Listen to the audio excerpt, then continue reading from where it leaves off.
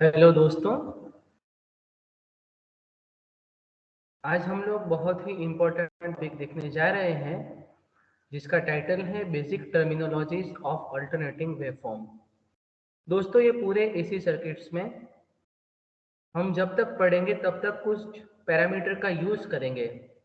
हमको पता होना चाहिए किस पैरामीटर का क्या मतलब है, और यही बात हम इस लेक्चर में समझने का प्रयास करेंगे।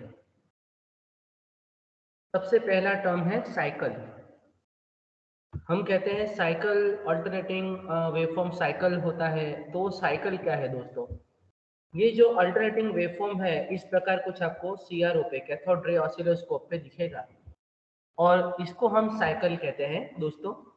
तो बेसिकली ये आप ऐसा कह सकते हो कि यहाँ पे टी समय की आपकी बेस एक्सिस है, और टी समय में आपके वेवफॉर्म में या पैरामीटर में, ये कोई भी पैरामीटर है, मान लीजिए वोल्टेज है या फिर करंट है, तो जीरो से बढ़ता है, पॉजिटिव डायरेक्शन में मैक्सिमम पहुंचता है, वापस जीरो हो रहा है, और फिर नेगेटिव डायरेक्शन में इंक्रीज हो रहा है, फिर नेगेटिव पीक लेता है, नेगेटिव में मैक्सिमम वैल्यू उसकी होती है, और वापस जीरो की तरफ बढ़ता है। तो ये कंप्लीट साइकिल शुरू हुआ, यहाँ से जीरो से शुरू हुआ और यहाँ पे जीरो से खत्म हुआ। ये चीज को हम साइकिल कहेंगे। And alternating waveform increases from zero to positive direction. Alternating waveform क्या करता है? Increases from zero to positive direction, यहाँ तक आया, and reaches to maximum value, यहाँ पे मैक्सिमम वैल्यू पे आ गया, देन बिकम्स जीरो, यहाँ पे वापस जीरो हो गया, then increases in negative direction, यहाँ से नेगेटिव में इंक्रीज हुआ, रिचेज टू मैक्सिमम, यहाँ पे मैक्सिमम पे पहुंचा, एंड अगेन बिकम जीरो, यहाँ पे वापस जीरो हो गया। This complete alteration of is called cycle. ये पैरामीटर का जो कंप्लीट अल्टरेशन हुआ उसको हम साइकिल कहेंगे। And alternating waveform increases from zero to positive and reach maximum, then becomes zero, then increases in negative direction, reaches maximum, and again becomes zero. This complete alteration is called cycle. इसको cycle कहेंगे दोस्तों।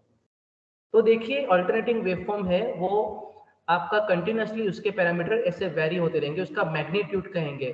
किसी समय के उस पे उसकी कीमत, अभी मान लीजिए 230 वोल्ट डीसी है, हर समय पे वो 230 वोल्ट रहेगा, लेकिन 230 वोल्ट एसी है, हर समय पे, हर मिली सेकेंड पे, हर माइक्रो सेकेंड पे उसका वैल्यू चेंज हो रहा है यहाँ पे। तो ये है साइकिल। और हमारे घर पे जो सप्लाई आ रहा है वो अल्टरनेटिंग साइकिल है, अल्टरनेटिंग वेवफॉर्म में एसी सप्लाई है। टाइम पीरियड, तो दोस्तों साइकिल तो हमने देख लिया। यहाँ पे मान लीजिए एक साइकिल खत्म हुआ, तो ये साइकिल को खत्म होने में जो वक्त लगता है उसको टाइम पीरियड कहते हैं। Time required to complete one cycle is called time period. एक साइकिल को खत्म होने में जितना वक्त लगता है उसको हम टाइम पीरियड टी कहते हैं, और इसका यूनिट सेकंड होगा दोस्तों। फ्रीक्वेंसी की बात करते हैं। ये टाइम पीरियड तो हमको पता है, लेकिन हमको रेफरेंस अगर पता करना है कि मान लीजिए एक सेकंड में कितनी साइकिल ऐसे समाप्त हुए, तो उसको हम कहेंगे नंबर ऑफ साइकिल कंप्लीटेड पर सेकंड। एक सेकंड में जितनी साइकिल समाप्त होगी उसको हम फ्रीक्वेंसी कहेंगे।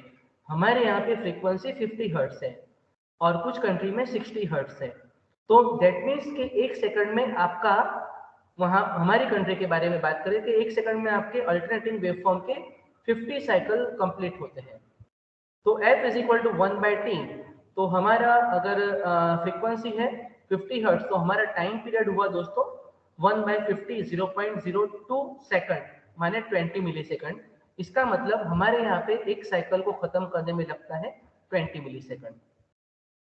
और हमारी फ्रीक्वेंसी का एक यूनिट होना चाहिए, जैसे टाइम का हमने बोला सेकंड, तो सेकंड इनवर्स या फिर फ्रीक्वेंसी का यूनिट हम देखेंगे तो हर्ट्स होगा। सेकंड इनवर्स कह लीजिए या हर्ट्स कह लीजिए। एम्पलीट्यूड, हम सारी चर्चा यहाँ पे वेवफॉर्म के रिगार्डिंग ही करेंगे। पूरे लेक्चर में हम वेवफॉर्म के बारे में ही बात करेंगे। एम्पलीट्यूड दोस्तों, हर वक्त इसका अलग वैल्यू है, यहाँ पे अलग है, यहाँ पे अलग है, यहाँ पे अलग है, यहाँ पे अलग है। तो इसका एम्पलीट्यूड, इसके मैक्सिमम वैल्यू दो बार अटेंड कर रहा है, एक पॉजिटिव में यहाँ पे मैक्सिमम है और नेगेटिव में यहाँ पे मैक्सिमम है। तो दोस्तों ये जो मैक्सिमम वैल्यू है दोनों तरफ एक से ही रहेगी, उसको हम एम्पलीट्यूड कहेंगे। इसका मतलब है the maximum value attend by alternating quantity is called amplitude. Amplitude किसे कहेंगे दोस्तों? महत्तम कीमत भी कहते हैं उसको हिंदी में, कि अल्टरनेटिंग वेवफॉर्म आपका जो है वो मैक्सिमम वैल्यू जितनी लेता है उसको हम एम्पलीट्यूड कहते हैं। तो ये मैक्सिमम वैल्यू है। यहाँ पे मैक्सिमम वैल्यू हम लिखेंगे दोस्तों, मैक्सिमम वैल्यू। Okay fine. तो दोस्तों एम्पलीट्यूड के बारे में हमने बात किया कि आपका साइकिल है वो मैक्सिमम वैल्यू कितनी लेता है उसको हम एम्पलीट्यूड कहते हैं। इंस्टेंटेनियस वैल्यू की बात करते हैं दोस्तों। मैंने आपको बताया कि ये जो साइकिल है हर वक्त इसकी वैल्यू अलग है। ये मिली सेकंड, ये मिली सेकंड, हर मिली सेकंड पे, हर माइक्रो सेकंड पे अलग अलग कीमत है। मान लीजिए अगर T1 समय लिया तो वहां पे V1 है, T2 समय लिया तो वहां पे V2 है। इसी प्रकार हर टाइम ड्यूरेशन पे, हर टाइम के हर एक क्षण पे इसकी वैल्यू अलग है। यहाँ पे अगर T3 ले लिया तो ये मुझे V3 यहाँ पे मिलेगा। तो ये जो चीज है T समय पे, इसको हम तत्क्षण कीमत भी बोल सकते हैं, instantaneous value. The value of alternating quantity at any time T is called instantaneous value. किसी T समय पे अल्टरनेटिंग वेवफॉर्म की जो वैल्यू है, जो उसने अटेंड किया है मैग्नीट्यूड, उसको हम T समय पे उसकी कीमत कहेंगे इंस्टेंटेनियस वैल्यू। तत्क्षण कीमत इसको हम टर्म बोलते हैं, लेकिन हम बोलेंगे इंस्टेंटेनियस वैल्यू।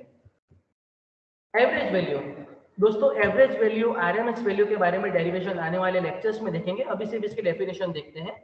तो यहाँ पे एवरेज वैल्यू, ये जो साइकिल है इसका एक एवरेज वैल्यू हमको निकालना पड़ेगा, तो वो होगा 2Im/π। इसका डेरिवेशन हम आने वाले लेक्चर्स में देखेंगे। तो इसको बोलेंगे the amount of AC current required to transfer the same amount of charge that has been transferred by passing DC current through the same conductor for the same time period. मान लीजिए आपके पास एक conductor है, वो conductor में आपने DC से charge transfer किए और उतने ही चार्ज वही कंडक्टर में ट्रांसफर करने के लिए, इतने ही समय के लिए ट्रांसफर करने के लिए एसी क्वांटिटी की, अल्टरनेटिंग क्वांटिटी की जो वैल्यू चाहिए उसको हम एवरेज वैल्यू कहते हैं। दोस्तों एवरेज वैल्यू में हम डीसी का रेफरेंस लेते हैं और आरएमएस वैल्यू में भी डीसी का रेफरेंस लेते हैं। तो कंडक्टर में से जब चार्ज डीसी में से ट्रांसफर करते हैं कुछ समय के लिए, अगर मान लीजिए डीसी करंट पास किया और वहां से चार्ज ट्रांसफर किया, उतना ही चार्ज ट्रांसफर करने के लिए, उतने ही समय के लिए आपको एसी की जो क्वांटिटी चाहिएगी उसको हम लोग एवरेज वैल्यू कहेंगे। तो ये है एवरेज वैल्यू। आरएमएस वैल्यू का है Vrms/2। एवरेज वैल्यू का दोस्तों हमने पीछे देखा, एवरेज वैल्यू का क्या है 2Im/π, और आरएमएस वैल्यू का है Vm/√2। तो जैसे कि ये है तो इसकी आरएमएस वैल्यू दोस्तों, हम जो 230 वोल्ट कहते हैं वो हमारी आरएमएस वैल्यू है। हम लोग जनरली बोलते हैं एसी सर्किट कितना सप्लाई आता है तो बोलते हैं 230 वोल्ट आता है, वो हमारी आरएमएस वैल्यू है। हमारे सारे मीटर्स ज्यादातर आरएमएस वैल्यू मेजर करते हैं एसी सर्किट में। घर के लिए जितने भी सारे हम मीटर्स यूज करते हैं वो सारे मीटर्स मोस्टली आरएमएस वैल्यू आपकी मेजर करते हैं। कुछ मीटर से जो नहीं करते, लेकिन हम अभी उसकी चर्चा नहीं करेंगे। तो ये हर वक्त पे एक वैल्यू है, इसका डेरिवेशन आने वाले वीडियो में हम देखेंगे। इसका डेफिनेशन समझ लेते हैं दोस्तों। The amount of AC current required to produce the same amount of heat that have been produced by passing DC current from the same conductor and for the same time period। अगर एक conductor दिया गया है, उसमें से DC current pass करने की वजह से कुछ समय के लिए आपने पास किया और जितनी हीट प्रोड्यूस हुई, इतनी हीट प्रोड्यूस करने के लिए आपको जो वैल्यू का एसी क्वांटिटी चाहिएगा उसको आप आरएमएस वैल्यू कहेंगे। दोस्तों एवरेज वैल्यू के लिए रेफरेंस पैरामीटर रहेगा चार्ज ट्रांसफर, और आरएमएस वैल्यू की आपको यहाँ पे दिखता है वो होगा हीट प्रोड्यूस। तो वो आपको याद रखना पड़ेगा। डीसी लेते हैं, डीसी में से चार्ज ट्रांसफर करते हैं टी समय के लिए, और टी समय के लिए इतना ही चार्ज ट्रांसफर करने के लिए जो करंट चाहिए उसको एवरेज कहेंगे। और हीट प्रोडक्शन की बात है तो इतनी हीट प्रोड्यूस करने के लिए जितना एसी चाहिए उसे आरएमएस कहेंगे। दोनों में इतना सा ही फर्क है। फॉर्म फैक्टर की दोस्तों बातें करते हैं। Form factor is equal to RMS upon average. हम कहेंगे it is the ratio of RMS value upon average value of the alternating quantity. RMS value का हमको पता है Vm/√2। तो साइनसोइडल फैक्टर के लिए हम लोग देखते हैं, इसका पता है आरएमएस वैल्यू का अपने साइनसोइडल वेवफॉर्म का क्या है, हमारा जो वेवफॉर्म है उसको हम साइन वेव कहते हैं, उसका आरएमएस वैल्यू क्या है Vm/√2, और एवरेज वैल्यू क्या है 2Vm/π। तो इसको सिंप्लीफाई करेंगे तो ये π/2√2 होगा, तो 1.11। तो हमारे साइन वेव के लिए 1.11 आएगी फॉर्म फैक्टर की वैल्यू। तो ये है हमारा form factor, ratio of RMS value to the average value. Peak factor की दोस्तों बात करते हैं। पीक है माने मैक्सिमम, तो maximum value divided by RMS value को हम लोग पीक फैक्टर कहते हैं। पीक वैल्यू भी कह सकते हैं, वो ratio of maximum value to the RMS value of the alternating quantity. सारी डेफिनेशन हमारे अल्टरनेटिंग क्वांटिटी के लिए ही हम लोग दोस्तों कर रहे हैं। यहाँ पे अदर कोई भी पैरामीटर हम डिफाइन नहीं कर रहे हैं। सारा रेफरेंस हमारा अल्टरनेटिंग वेवफॉर्म है, जो हमने साइकिल शुरू में देखा वो। तो फॉर साइनसोइडल वेवफॉर्म क्या होगा, पीक होगा Vm और आरएमएस होगा Vm अपॉन रूट टू। तो ये होगा दोस्तों रूट टू माने 1.414। अगर कोई आपको पूछे, दो मैथ से पूछते हैं पीक फैक्टर गिनो साइन वेव के लिए, तो आपको लिखना है 1.414, ये वैल्यू लिखना है Vm maximum value upon RMS value Vm upon root two, तो रूट टू आएगा 1.414। तो दोस्तों ये हुआ पीक फैक्टर। फेज की दोस्तों बातें करते हैं। फेज बहुत ही इंपॉर्टेंट है। फेज माने हम लोग कहते हैं कहीं लाइफ का फेज होता है, तो एक समय पे हर एक वक्त पे अलग अलग पोजीशन होती है, तो उसको हम फेज कहते हैं इन जनरल। यानी आप ऐसा समझ लीजिए कि अलग अलग वैल्यू के लिए अलग अलग समय लगता है। मानिए कि t/4 के लिए इसको समय लगा π/2, t/2 के लिए इसको समय लगा पाई। यहाँ पे आपको कुछ वैल्यू मिलेगा, यहाँ पे t समय में ये 2π जितना ये हो जाता है। इसका मतलब ऐसा समझिए कि हर एक समय पे उसकी एक कीमत है। ये 2π में इसका टाइम पीरियड t खत्म हुआ और ये हाफ टाइम पीरियड, तो ये एक फेज है दोस्तों।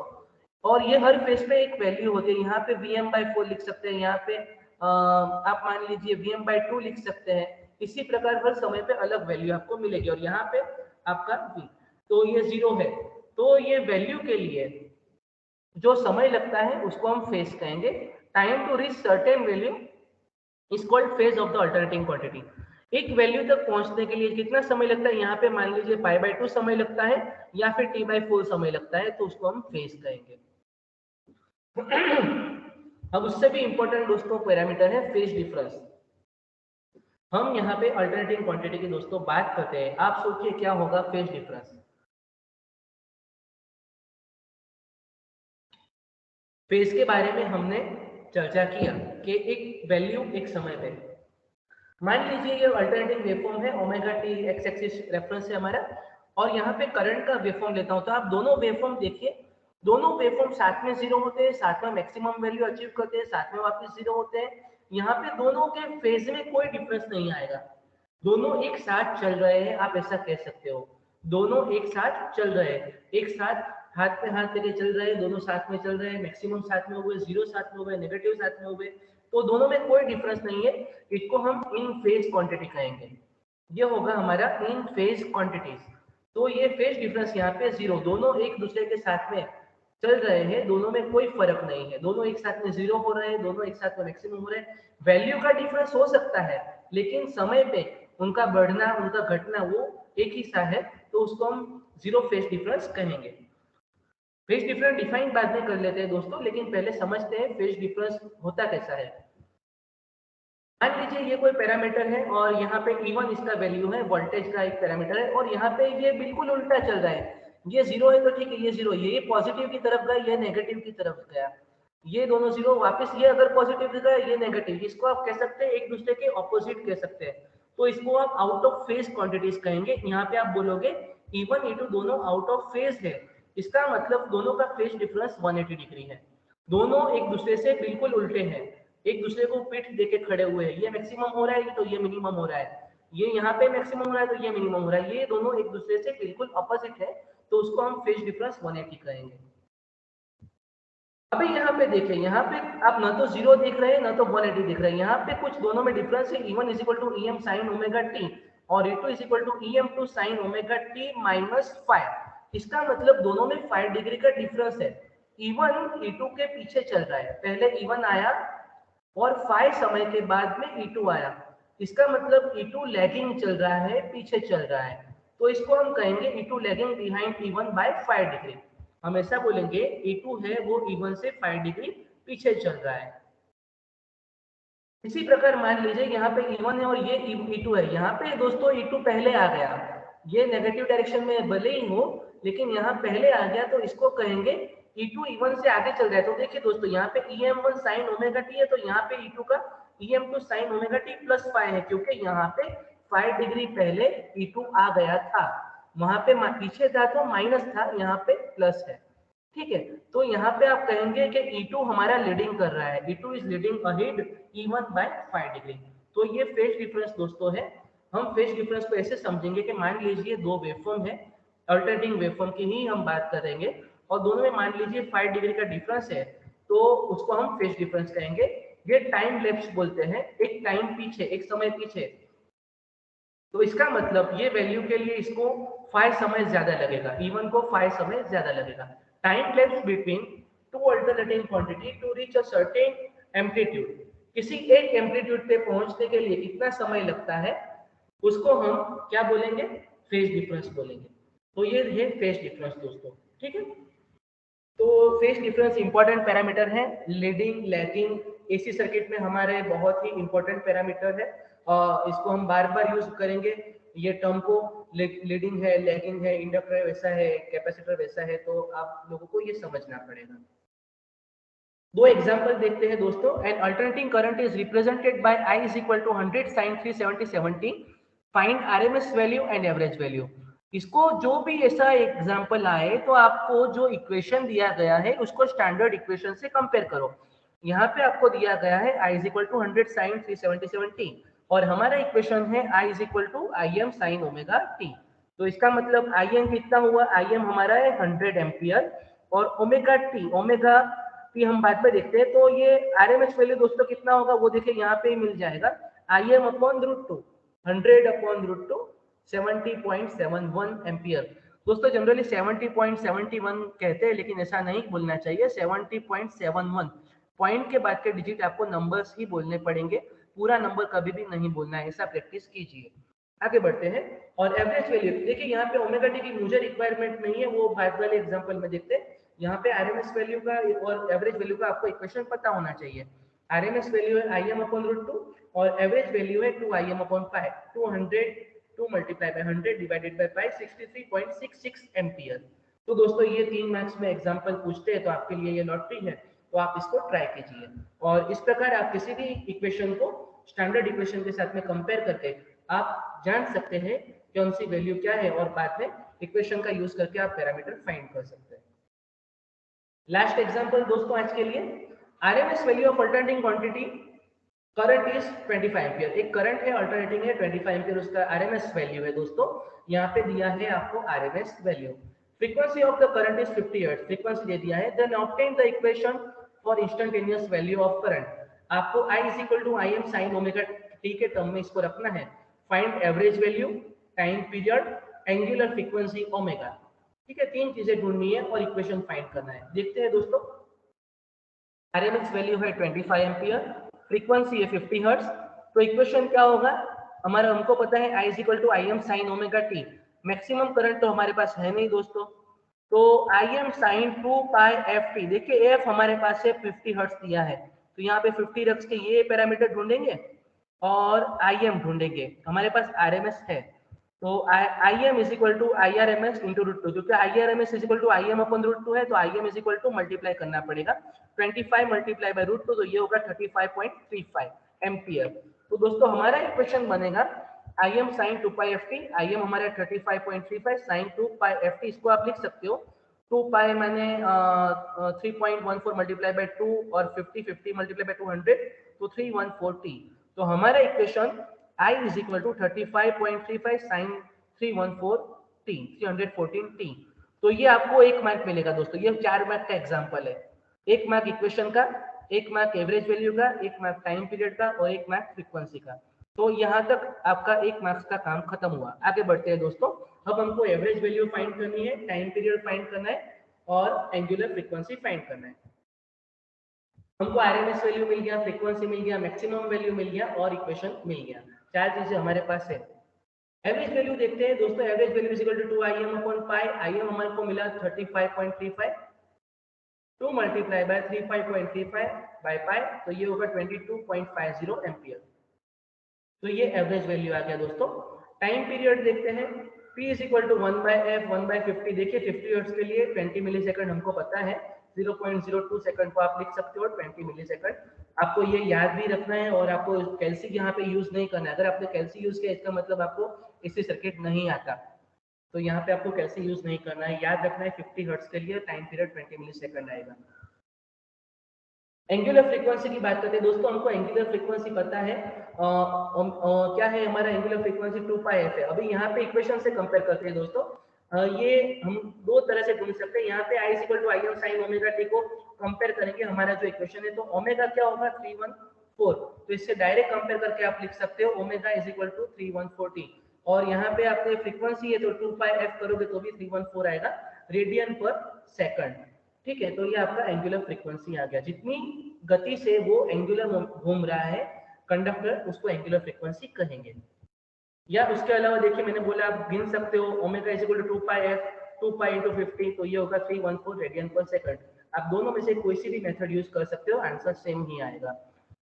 तो दोस्तों आई होप आपको पता चला होगा, ये आपके बेसिक पैरामीटर है और सारे पैरामीटर टर्म है आप रेगुलर यूज करते हो, और इसको अच्छे से आप पढ़िएगा तो आप अच्छे से इसको कर पाओगे और आगे वाले जो थियरीज आएगी आप उसको अच्छे से जस्टिफाई कर पाओगे।